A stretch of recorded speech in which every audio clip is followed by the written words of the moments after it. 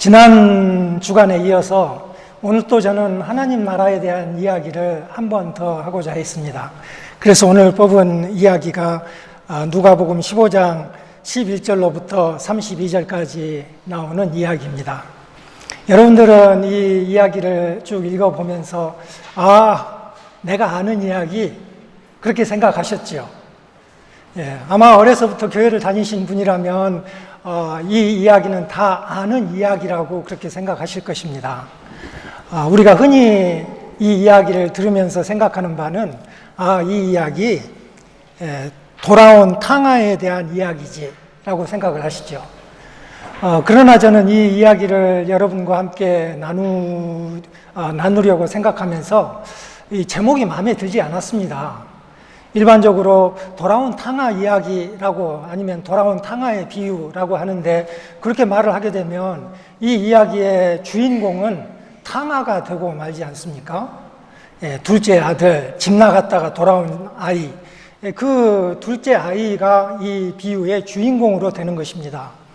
그러나 실제로는 이 누가복음 15장 11절로 32절까지 나오는 이 이야기는 주인공이 여기에 나오는 사람은 세 사람이 있지 않습니까?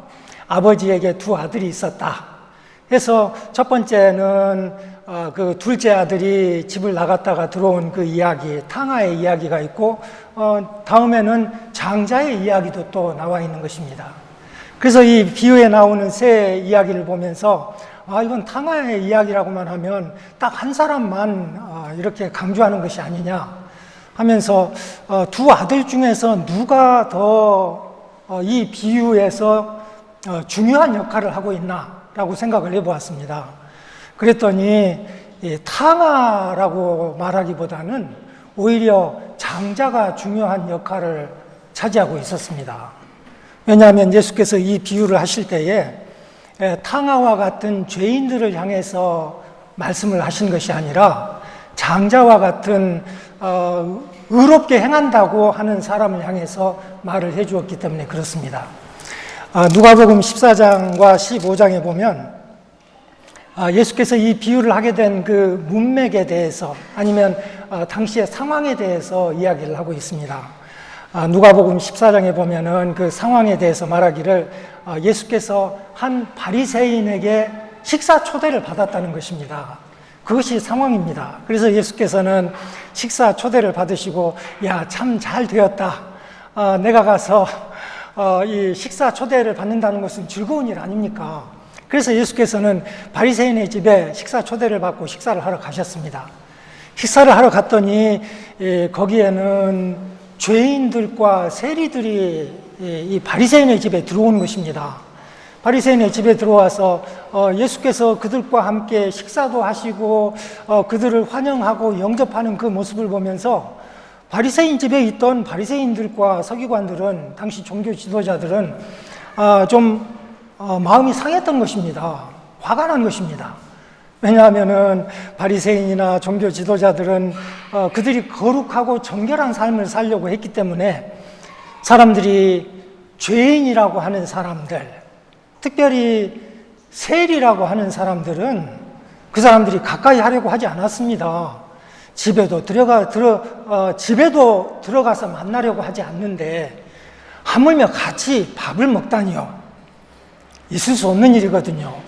그런데 예수님을 초대했는데 그분이 그만 바리새인의 집에 있으면서 그 죄인들과 함께, 세리들과 함께 밥을 먹고 그들을 영접하니까 바리새인들과 세리들이 싫어했단 말입니다. 그래서 15장 1절과 2절 보면 모든 세리와 죄인들이 말씀을 들으려 가까이 나아오니 바리새인과 서기관들이 수군거려 이르되 이 사람이 죄인을 영접하고 음식을 같이 먹는다? 라고 웅성웅성 수군거리기 시작했다는 말입니다. 그래서 예수께서는 15장에 보면 몇 가지 비유를 들어서 말씀하시는데 그 중에는 우리가 아는 이야기들이 있습니다. 예를 들면 양이 100마리가 있는데 100마리 중에서 99마리는 우리에 있고 한 마리가 길을 잃어버렸으면 양을 치는 목자가 99마리는 그대로 둔 채 잃어버린 길을 잃어버린 양 한 마리를 찾으러 나아가지 않겠느냐? 그런 비유도 하시면서 하나님께서는 죄인을 이렇게 사랑하신다, 찾으려고 하신다 하는 이야기를 하셨고요. 또 예수께서는 거기에 이어서 이 10드라크마를 가진 여인의 비유 이야기를 하면서 이 목걸이와 같은 이런 게 있었는데 거기에는 10개의 드라크마가 달려 있었는데 그 중에 하나가 빠졌으면 9개만 가지고 뭘 하겠느냐. 이것이 약혼 선물로 받은 것 같으면 그 선물을 온전히 잘 보관을 해야 되는데 9개는 있는데 1개는 잃어버렸다 하면 그 얼마나 준 사람한테 실례냐. 그러니까 잃어버렸다면 그 하나를 쓸고 닦고 여기저기 찾아보면서 잃어버린 드라크마 하나를 찾으려고 노력하지 않겠느냐? 그 이야기를 했던 것입니다. 그렇게 이야기를 하면서 이렇게 잃은 양 한 마리를 찾고 잃어버린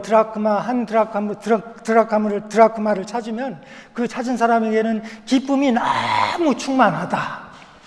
그래서 10절에 보면 하나님의 사자들 앞에 기쁨이 되느니라 하면서 죄인 한 사람이 회개하면 이처럼 큰 기쁨이 되는 것이다. 그러면서 이 땅의 이야기를 하면서 하늘의 이야기를 들려주는 것입니다. 그래서 땅의 이야기를 통해서 하늘의 기쁨을 이야기하면서 바리새인들과 이 서기관들에게, 그러니까 우리는 세상 살면서 죄인들과 세리들을 영접하면서 함께 밥을 먹으면서 그들을 찾아 구원하는 것이 마땅한 일이지라고 말을 했던 것입니다. 그러니까 이 교훈은 바리새인들과 서기관들에게 준 이야기니까 지금 오늘 읽은 잃은 아들을 찾는 아버지 비유는, 우리가 흔히 아는 돌아온 탕아의 비유는 더 정확하게 말하면 집 나간 두 아들에 대한 이야기인 것입니다. 그래서 저는 제목을 붙이기를 집 나간 두 아들 이야기라고 제목을 붙였습니다. 여러분, 이 이야기를 보면은 뭐 다 아는 이야기라고 생각하실지 모르겠습니다만은 자세히 읽어보면 이 두 아들이 다 집을 나갔구나 하는 것을 아실 수 있을 거예요. 그리고 이야기라는 것은 제가 지금 말씀드린 대로 양파를 까는 것과 같다고 하지 않았습니까? 양파는 까면 또 양파가 있고, 까면 또 속에 양파가 있고, 까도 양파가 있어서 계속 까면 핵심적인 이야기를 들어갈 수가 있는데, 교훈을 받을 수가 있는데, 이 비유 이야기도 까고 또 까고 껍질을 벗기고 또 벗겨서 아내를 살피고 또 살피면 이 이야기의 핵심 메시지를 우리가 받을 수 있다는 것입니다. 다이아몬드를 보면은 여러 깎인 면이 있어서 여기에서 봐도 반짝, 저기에서 봐도 반짝, 이렇게 봐도 반짝, 여러 면에서 반짝이는 것처럼 이 비유 이야기도 우리가 살펴보면 이런 면에서 저런 면에서 우리가 받아야 할 교훈을 받으실 수 있을 것입니다. 재미있습니다. 한번 이야기 들어보실래요? 한번 들어보세요. 또 이르시되 어떤 사람에게 두 아들이 있는데 그 둘째가 아버지에게 말하되 아버지여 재산 중에서 내게 돌아올 분깃을 내게 주소서, 이렇게 말했습니다. 그러니까 유산을 달라는 말입니다. 아버지 돌아가실 텐데 어차피 돌아가시면 그거 제가 받을 거 아닙니까? 저한테 미리 좀 주십시오 라고 말을 했습니다. 버르장머리 없지요. 되게 버르장머리 없습니다. 오늘날도 버르장머리 없는데 고대 사회에서 얼마나 버르장머리가 없겠습니까? 그런데 이 아들은 그렇게 말을 했습니다. 그러니까 그 가정은 상당한 자유로운 분위기에서 자랐다는 것을 알 수가 있습니다. 아버지는 아들이 원하는 것은 웬만하면 그래 해줄게, 그래 하면서 자유롭게 자유를 주면서 길렀던 그런 가정인 것 같습니다. 그래서 아버지는 그 분깃을 나누어 주었습니다. 아버지가 그 살림을 각각 나누어 주었습니다. 여기에는 나오지 않지만 장자는 2목, 2배, 장자 아닌 다른 아들들은 하나만 받으니까 아버지가 가진 재산 중에서 3분의 1을 나누어 주었다는 말입니다. 고대 사회니까 주로 부동산이었겠지요. 산이니 밭이니 뭐 들이니 이런 것을 나누어 주지 않았겠습니까? 그렇게 나누어 주었더니 13절 구 며칠이 안 되어 둘째 아들이 재물을 다 모아가지고 먼 나라에 가 거기서 허랑방탕하여 그 재산을 낭비하더니라고 했습니다. 아들은 받은 부동산을 다 팔았습니다. 다 팔아가지고 현금으로 만들어서 그 현금을 가지고 먼 나라로 갔습니다. 저는 이 이야기를 보면서 왜 먼 나라를 갔을까 생각을 해보았습니다. 그랬더니 제가 알게 된 것은 이 아이는 상당히 자주적이고 독립적이고 무엇인가 자기 힘으로 해보고 싶어 하는구나 하는 것을 알 수 있었습니다. 자유를 추구했다는 말입니다. 아버지의 간섭을 받지 않는 곳, 거기서 자기 소신껏 자기 자신의 인생에 자기가 주인이 되어서 내 몫으로 받은 것을 가지고 소신껏 일을 해보겠다라는 그런 청년이었습니다. 그런데 그 청년이 먼 나라에 가서 거기서 그 재산을 잘못 관리했습니다. 그래서 허랑방탕하여 재산을 낭비했습니다. 혼자서 자수성가해보지 않은 사람이 많은 재산을 가지고 가서 자기 소신껏 한다고 해서 재산을 유지할 수 있겠습니까? 안 되는 것입니다. 그래서 그만 이렇게 다 없어지고 말았습니다. 다 없앤 후에 그 나라에 크게 흉년이 들어 그가 비로소 궁핍한지라 가서 그 나라 백성 중 한 사람에게 붙여 사니라고 했습니다. 그는 한 사람에게 찾아가서 거기서 붙어 살았습니다. 붙어 산다는 말은 이렇게 풀을 가지고 강력 풀을 가지고서 악교를 가지고서 딱 들어붙이는 것을 말합니다. 그러니까 이 사람은 다른 데 아무리 돌아봐도 친구가 없으니까 내가 살 길은 오로지 저 사람한테 가서 붙어야만 된다 하고서 그 사람한테 가서 찰싹 찹쌀떡보다 더 센 접착력으로 그에게 붙어가지고 그 사람한테 그냥 빌붙어서 살아가는 것입니다. 이것이 붙여 산다는 그런 뜻입니다. 붙여 사니 그가 그를 들러 보내어 돼지를 치게 하였는데 라고 했습니다. 그래서 이 사람은 참 비참한 꼴을 당하게 되었습니다. 돼지를 키우다니요. 양도 아니고 소도 아니고 돼지를. 이스라엘 백성들은 돼지를 부정한 동물이라고 생각했거든요. 그런데 그 부정한 동물을 한 마리도 아니고 두 마리도 아니고 그냥 때로 그것을 쳐야 됐단 말입니다. 그러니 이 사람은 정말 인생 막장에 도달했습니다. 맨 밑바닥보다 더 밑바닥, 그보다 더 밑바닥, 실패한 인생이 되고 말았습니다. 그래서 돼지를 치고 살았는데 그런 중에서도 그는 배가 고팠습니다. 돼지 먹는 쥐염 열매로 배를 채우고자 하되 주는 자가 없는지라 그랬습니다. 돼지를 치고 있는데 자기가 쥐염 열매를 나누어 주고 있지 않겠습니까? 그러니까 배가 고프면 그 사람 그거 하나 그냥 집어 먹으면 되는 것입니다. 그런데 그거 하나 집어 먹을 형편이 못했단 말입니다. 누가 감시하고 있었나 보죠. 하나도 얻어먹을 수가 없었습니다. 그 부정한 돼지가 먹는 그 음식마저도 그 쓰레기만 또 못하는 것을 주워 먹을 수가 없게 되었습니다. 아무도 주는 자가 없었습니다. 그러니까 완전 실패, 더 이상 소생의 가능성이 없는 죽어버린 인생이 되었다는 그런 말입니다. 그때 17절 이에 스스로 돌이켜 이르되 내 아버지에게는 양식이 풍족한 품꾼이 얼마나 많은가. 나는 여기서 줄여 죽는구나. 내가 일어나 아버지께 가서 이르기를 아버지 내가 하늘과 아버지께 죄를 지었사오니 지금부터는 아버지의 아들이라 일컬음을 감당하지 못하겠나이다 했습니다. 여기 감당하지 못하겠나이다 라는 말은 그럴 자격이 없습니다 라는 뜻입니다. 내가 하늘과 아버지께 죄를 지었사오니 나는 아들 자격이 없습니다 이 말입니다. 옳은 이야기 아닙니까? 하늘과, 그러니까 하나님과 아버지께, 육신인 아버지께 죄를 지었습니다. 그러니 내가 어떻게 아들이라 부를 수 있습니까? 나는 아들이 아닙니다. 그럴 자격이 없습니다. 이렇게 말했습니다. 그리고 말하기를 그러니 나를 품꾼의 하나로 보소서. 내가 이렇게 말을 해야지.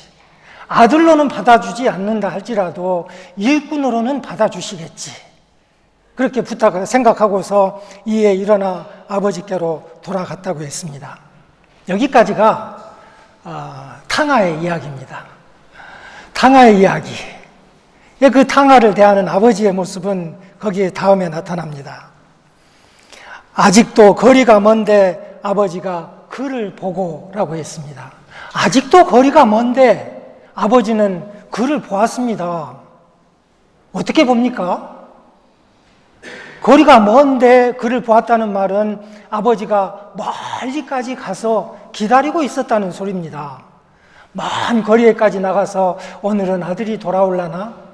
안 돌아오면 그 다음날 가서 오늘은 아들이 돌아올라나?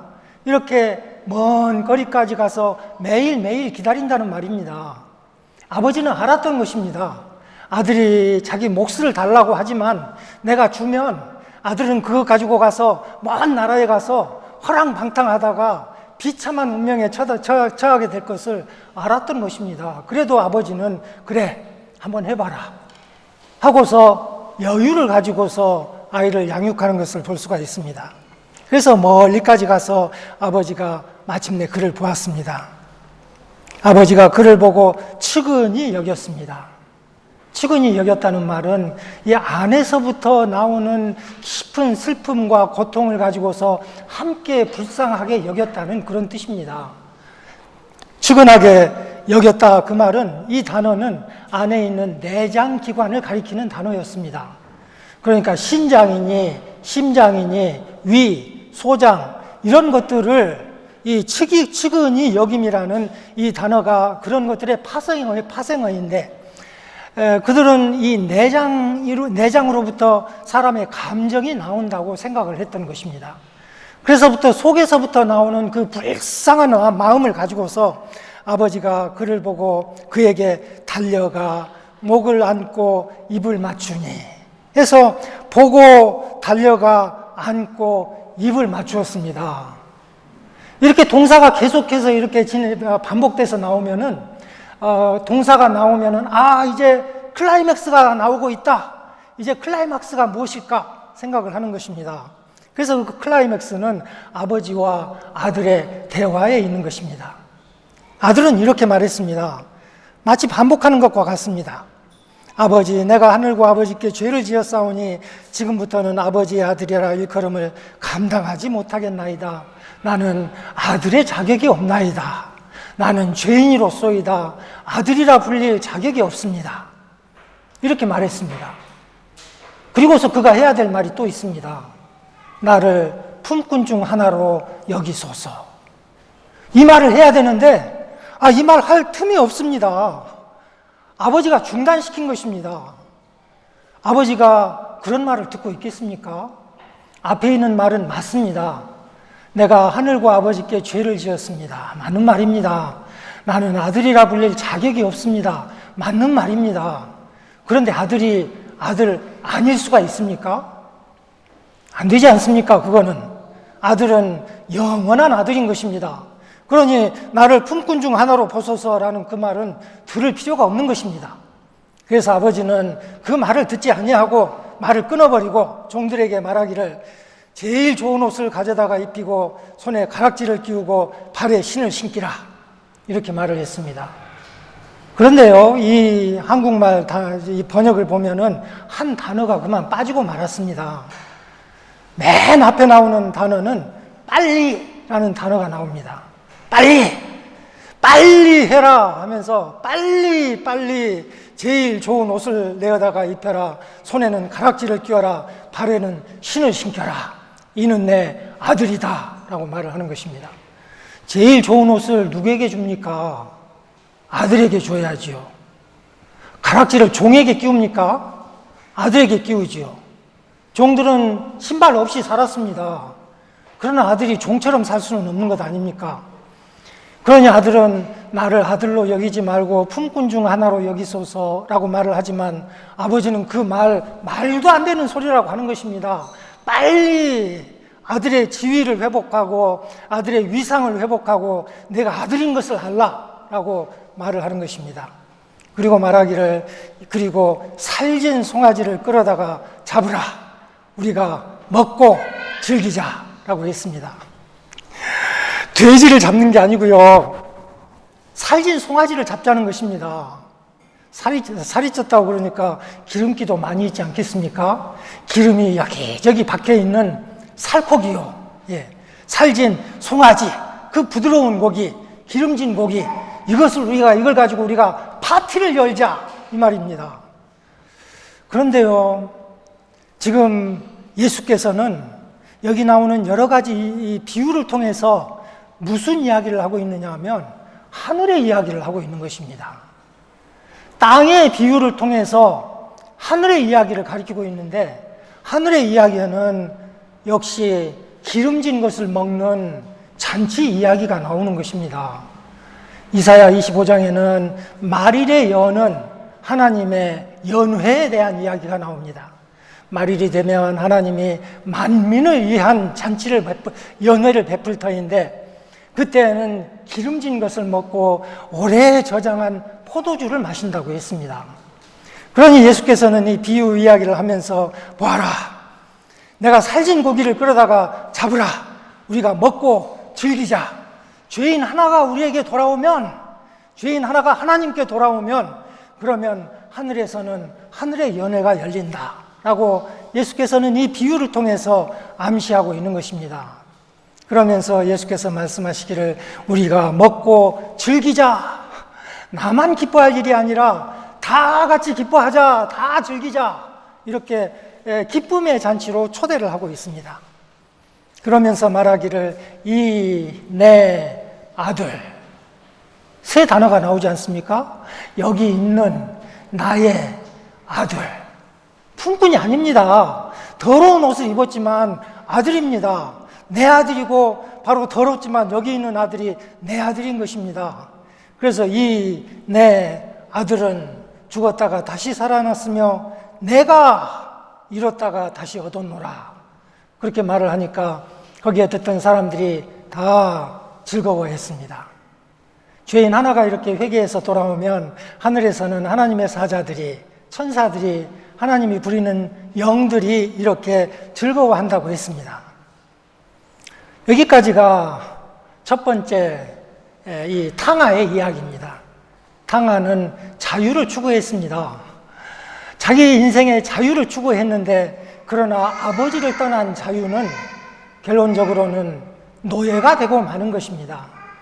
아버지를 떠나 자유를 추구하는 자는 노예가 될 수밖에 없는데, 그러나 그런 자라도 하나님께 돌아서면 하나님은 그를, 이는 내 아들이라, 내 아들이라 내가 품꾼으로 여기지 아니하노라, 하늘의 잔치를 베푸신다는 그런 말씀이었습니다.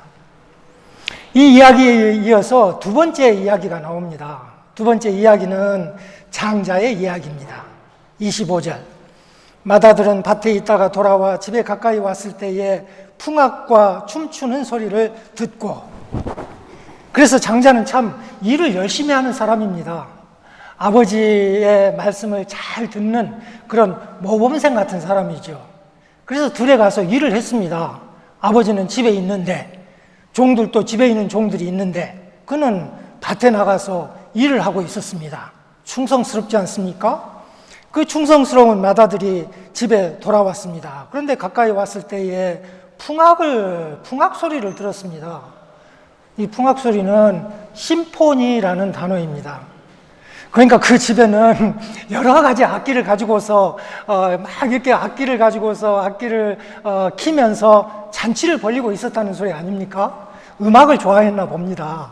예, 그래서 이렇게 심포니를 가지고서 풍악을 울리면서 잔치를 벌이고 있는 그 소리를 들었는데, 생각해 보니까 불길하지 않습니까? 웬일일까? 몇 년 동안 없던 일인데 어떻게 이런 잔치 소리가, 이 풍악 소리가 울리지? 불길한 마음이 들었습니다. 그래서 안에 들어가지 않고서 안에 있는 종을 불렀습니다. 한 종을 불러서 무슨 일이야? 라고 물었더니 종이 다 가르쳐 주었습니다.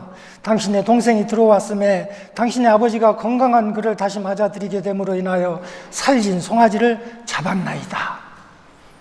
기분 나쁘지요? 살진 송아지를 잡았다니요. 살진 송아지가 뭔데? 그래서 그는 그만 녹이 충천하고 말았습니다. 여기에 그가 노하여라는 말은 막 솟아오르는 분노, 터져나는 분노, 이 분노를 가리키는 것입니다. 그가 노하여 들어가고자 하지 아니하거늘 아버지가 나와서 권한대 그랬습니다. 만약에 그 장자가 그냥 밖에서 조용히 기분 나쁘기만 하고 가만히 있었다면 아버지는 아들이 온 것을 어떻게 알겠습니까? 아들이 밖에서 난리를 쳤단 말 아닙니까?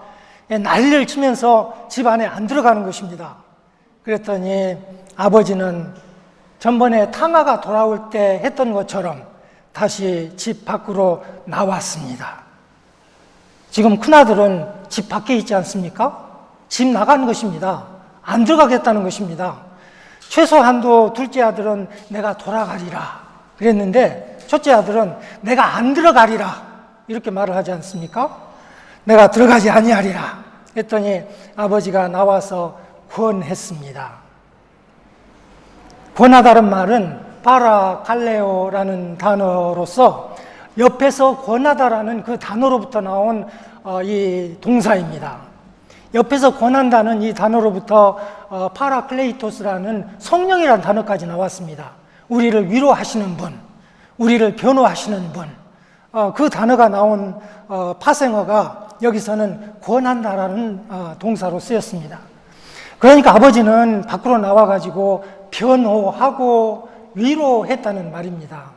얘야, 내 동생이 그렇게 했던 것은 그리고 이렇게 돌아와서 그래서 내가 살진 송아지를 잡은 건데 하고 변호하고, 그래도 나는 너를 사랑하지, 내가 있으니까 내가 지금까지 이곳에서 함께 있을 수 있었지 하고 그를 위로했다는 말입니다. 나와서 변호하고 위로하며 권했습니다. 그랬더니 그 아들이 아버지께 대답하여 말하기를, 내가 여러 해 아버지를 섬겨 명을 어김이 없거늘 내게는 염소 새끼라도 주어 나와 내 벗으로 즐기게 하신 일이 없더니 라고 했습니다. 나는 이렇게 열심히 일했는데 수년 동안 밭에서 일을 하면서 아버지는 집에 있어도 종들이 집에 있어도 나는 밭에 나가서 일하면서 땀 흘려 수고하고 아버지의 말씀을 어긴 적이 한 번도 없는데 내게는 염소 새끼도 안 주시더니 하면서 자기가 옳았다는 것을 이야기하고 있는 것입니다. 자기의 의로운 행위를 자랑하고 있지 않습니까? 그 다음에는 이렇게 말했습니다. 아버지의 살림을 이 창녀들과 함께 삼켜버린 이 아들이 돌아오매 하면서 이 아들이 돌아온 것, 이 아들은 아버지의 살림을 창녀들과 함께 삼켜버리지 않았습니까? 하고서 정죄하고 있습니다. 그러니까 이 첫째 아들은 자기 의를 자랑하면서 상대방을 정죄하고 있는 이 시시비비를 가리고 있는 가운데 있는 것입니다. 그러면서 자기 동생에 대해서 말하기를 이 아들이 돌아오네 라고 했습니다. 내 동생이라고 하지 아니하고 이 아들이라고 말을 할 때는 그 아들에 대한 멸시가 그 안에 담겨 있지 않습니까? 그는 자기 동생을 멸시해서 내 동생이라고 부르고 싶지도 않은 것입니다. 그래서 이 아들이 돌아오니까 이를 위하여 살진 송아지까지 잡으셨습니다 하고 아버지에게 냉소적으로 말하는 것을 볼 수가 있습니다. 그랬더니 아버지가 말씀하시기를 너는 이라고 했습니다. 너는. 한국말로 하니까 그 의미가 잘 살아나지 않는데 너는 이라는 말은 아들아, 너는 이런 뜻입니다. 너는 이라는 인칭 대명사가 들어가지 않아도 동사를 보면은 그에게 하는 말을 할 수가 있습니다. 바로 상대에게 하는 말입니다. 그런데 아버지는 내 아들아, 너는 이라고 말을 하면서 이렇게 상대하고 있는 자가 자기 아들이라는 것을 강조하고 있는 것입니다. 얘야, 내 아들아, 너는 항상 나와 함께 있으니 내 것이 다 내 것이다. 항상 나와 함께 있지 않았느냐? 이것이 축복이지 이만한 축복이 어디가 있느냐? 내 아들은 그동안 나와 함께 있지 못했는데, 내 동생은 나와 함께 있지 못했는데 너는 항상 나와 함께 있었으니 그동안 얼마나 축복을 받은 것이냐. 또 내 것이 다 내 것이 아니냐 이렇게 말을 했습니다. 그러면서 이 내 동생은 하면서 너는 이 아들이라고 말을 하지만 이가 너의 동생이라는 것을 말을 하고 있는 것입니다. 이 내 동생은 죽었다가 살아났으며 내가 잃었다가 얻었기로 우리가 즐거워하고 기뻐하는 것이 마땅하다 하니라. 그렇게 말을 했던 것입니다. 우리가 즐거워하고 기뻐하는 것이 마땅하다. 지금 이 장자의 문제는 시시비비를 가리면서 자기 의의를 자랑하고 타인을 정죄하는 그런 삶의 태도가 문제인 것입니다. 그 사람에게 아버지는 말하기를 너는 내 아들이 아니냐. 나는 너와 항상 함께 있었으니 내 것이 다 내 것이 아니냐. 내가 생각해봐라. 마땅한 일이 무엇이냐. 내가 이 아들로 인해서 기뻐하고 즐거워하니 너도 나와 함께 내 마음을 가지고서 나와 함께 우리가 되어서 함께 즐거워하고 함께 기뻐하는 것이 마땅하지 아니하냐라고 말을 하는 것입니다. 마땅하다라는 말이 누가복음에서 쓰일 때는 데이라는 헬라어 단어로 쓰였습니다. 데이라는 헬라어 단어는 어떠한 것이 필요하다라는 것을 말을 하면서 신적 필연성에 대해서 이야기를 하는 것입니다. 하나님이 말씀하시기를 이것은 필연적으로 일어나야 한다라는 말을 할 때 누가복음에서 데이라는 단어를 썼고 여기에서는 마땅하다라는 단어를 쓴 것입니다. 그러니까 하나님께서는 정죄하는 그런 기질을 가진 사람에게 자기 의의를 주장하는 사람에게 하나님이 꼭 해야 되고 마땅하다고 생각하는 일은 아버지의 마음을 가지고서 자기 형제를 불쌍하게 여기는 것, 이것을 가르쳐주고 있는 것입니다. 32절까지 읽었나요? 33절이 있으면 어땠을까요? 아마 33절이 있어서 이야기를 더 써나간다면 저자가 이렇게 썼을지도 모르지요. 그 말을 듣고서 장자는 마음을 돌이켰더라. 그 마음을 듣고서 장자는 여전히 화를 냈더라. 그렇게 답을 하지 않겠습니까? 이야기를 해나가는 데는 기승전 결이 있는데 결론은 장자가 어떻게 했다는 것이 결론이 돼야 되는 것입니다. 그런데 여기 보니까 결론이 없습니다. 왜 결론이 없습니까? 이 이야기를 읽는 우리가 결론을 내야 되기 때문에 그렇습니다. 예수께서는 이 이야기를 하시면서 이 이야기를 듣는 우리에게 내가 만약 장자라면 내가 시시비비를 가리면서 자기 의의를 자랑하고 타인을 정죄하면서 문 안에, 집 안에 들어가기를 거절하는 자라면 너는 마땅하다라는 이 말 앞에서 뭐라고 대답하겠느냐?